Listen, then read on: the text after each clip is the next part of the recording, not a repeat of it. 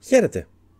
Σήμερα θα ήθελα να μιλήσουμε για το θέμα των υψηλών προσδοκιών που έχουμε από τον οποιονδήποτε και του τι σημαίνει αυτό για την εποχή μας, για το έργο μας και για εμάς γενικότερα. Πάμε να μιλήσουμε για αυτό.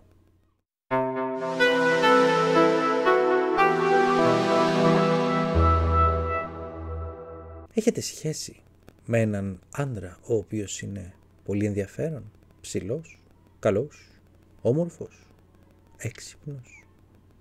Κι όμως δείτε πόσες άλλες επιλογές υπάρχουν.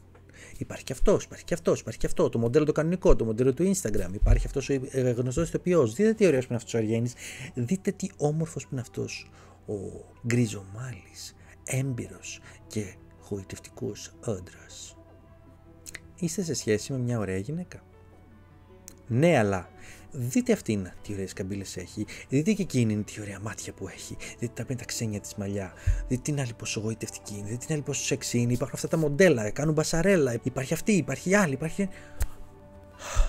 Εννοείται και για όλους τους υπόλοιπους συνδυασμούς, σεξουαλικούς προσδιορισμούς και τα λοιπά ισχύουν τα ίδια. Πήγατε ταξίδι?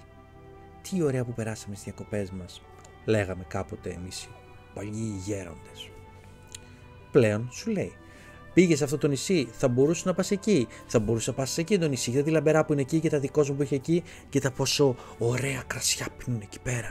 Κοίτα τι ακριβά ξενοδοχεία που έχει εκεί, κοίτα τη θέα, κοίτα και την πισίνα που γίνεται ένα με τη θάλασσα και με τον ορίζοντα. Είναι απίστευτο. Δες και στη Νέα Υόρκη, δες και στο Ποζιτάνο, δες και εδώ, δες και εκεί. Και εν τέλει, όσο καλά και να πέρασες, δεν μπορείς να το ευχαριστηθείς τόσο πολύ, γιατί υπάρχει και εκείνο που θες το είναι καλύτερο και κάποιος κάπου κάποτε το έκανε. Ναι, γενικά ζούμε στην εποχή με την πολλή πληροφόρηση και συνεπώς με την πάρα πολύ σύγκριση. Συγκρίνουμε συνεχώς. Ναι, εγώ πέρασα αυτό, αλλά ο άλλος πέρασε καλύτερα. Τι σε νοιάζει, βρε άνθρωπε, πού πέρασε ο άλλος, τι πέρασε ο άλλος? Φυσικά και υπάρχουν οπτικά, ακουστικά, οτιδήποτε ερεθίσματα μπορείς να φανταστείς σε αυτόν τον κόσμο, αλλά κανονικά δεν θα έπρεπε να μας νοιάζει, διότι έχουμε συνηθίσει πλέον να βλέπουμε πολύ, να πληροφορούμαστε για πολύ, να ενημερωνόμαστε για πολλά, να έχουμε την απίστευτη ποικιλία του καπιταλισμού γύρω μας και αυτό να το μεταφέρουμε σε οτιδήποτε, στις προσωπικές μας σχέσεις, στις φιλίες μας, στα αγαθά που χρησιμοποιούμε, στα ρούχα που φοράμε και φυσικά και στα βιβλία που διαβάζουμε. Δεν μπορούμε πλέον να διαβάσουμε ένα βιβλίο και να μην το συγκρίνουμε με όλα τα υπόλοιπα ομοειδή.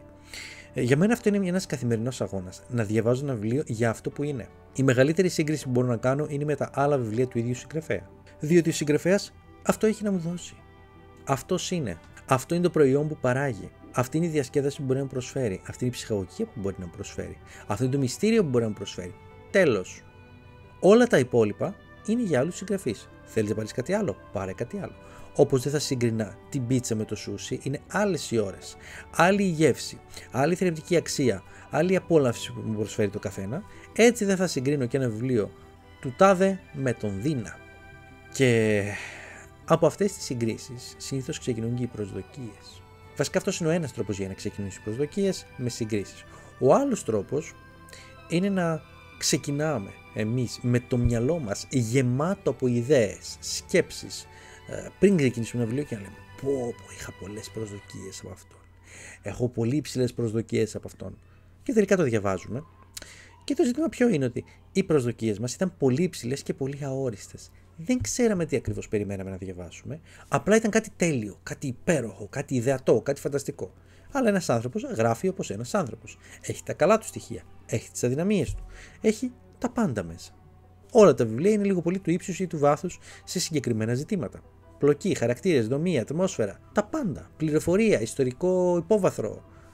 Όλα έχουν το καλό τους και το κακό τους. Δεν θέλω να ισχυριστώ ότι όλα τα βιβλία είναι το ίδιο ποιοτικά. Φυσικά υπάρχουν και τα άτεχνα, φυσικά υπάρχουν και τα πολύ καλύτερα. Υπάρχουν και αυτά που αξίζουν Νόμπελ, υπάρχουν αυτά που αξίζουν περισσότερη προσοχή, υπάρχουν αυτά που αξίζουν λιγότερη προσοχή, αυτά που είναι υπερεκτιμημένα.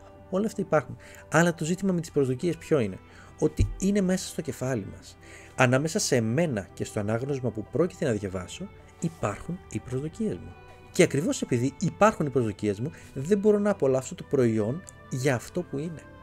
Έχω στο μυαλό μου όλα τα υπόλοιπα βιβλία που πιθανώς να είχα διαβάσει, να έχουν διαβάσει άλλοι, να νομίζω ότι θα μου πρόσφεραν μεγαλύτερη απόλαυση Και έτσι να υποτιμάω αυτό που έχω μπροστά μου. Να μην το διαβάζω για αυτό που είναι, αλλά να το διαβάζω για αυτό που υποτίθεται ότι είναι, για αυτό που νόμιζα ότι είναι.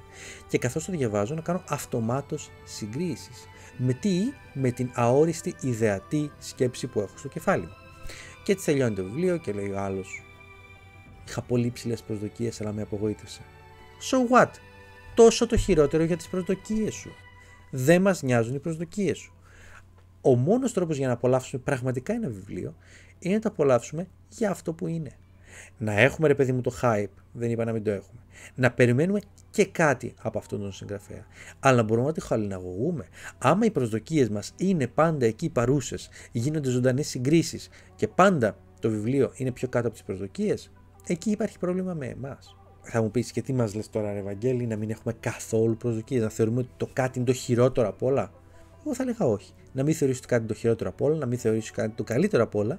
Πάντα να διαβάζουμε σαν να μην έχουμε ιδέα τι είναι αυτό που θα διαβάσουμε. Γι' αυτό το λόγο κιόλας προτιμώ να μην διαβάζω πιστόφυλλα, να μην διαβάζω βιογραφικά. Διάβασα για παράδειγμα το βιβλίο Καθάρματα, χωρίς να διαβάσω ούτε ένα βιογραφικό. Δεν με νοιάζει ποιος είναι ο Abercrombie, δεν με νοιάζει ποιος είναι ο Neil Gaiman, δεν με νοιάζει ποιος είναι ο Μάρτιν. Με νοιάζει το διήγημά του. Θα το διαβάσω.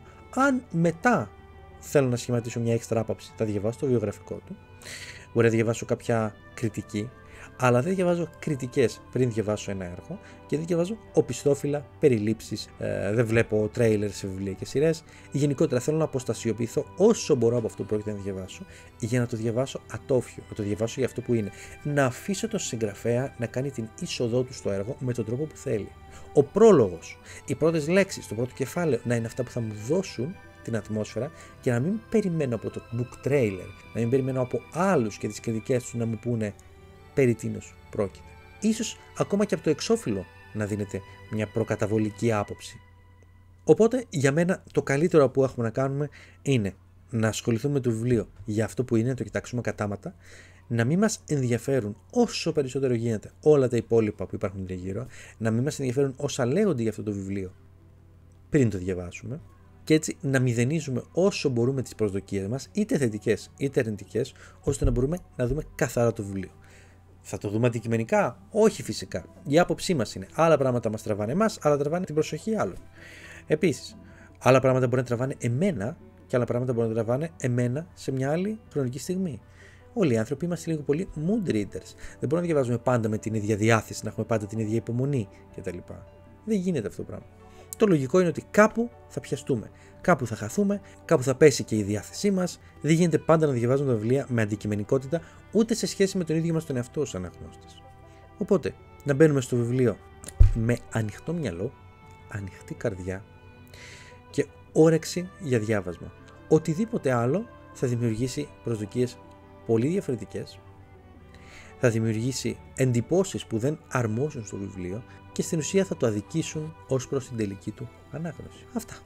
Πείτε μου κι εσείς τι συμβαίνει με τις προσδοκίες, για ποια βιβλία είχατε υψηλές προσδοκίες και σας απογοήτευσαν, για ποια βιβλία δεν είχατε προσδοκίες αλλά σας δημιουργήθηκαν μετά, αφού τελειώσατε το βιβλίο. Κάντε like, subscribe γιατί με βοηθάει πολύ.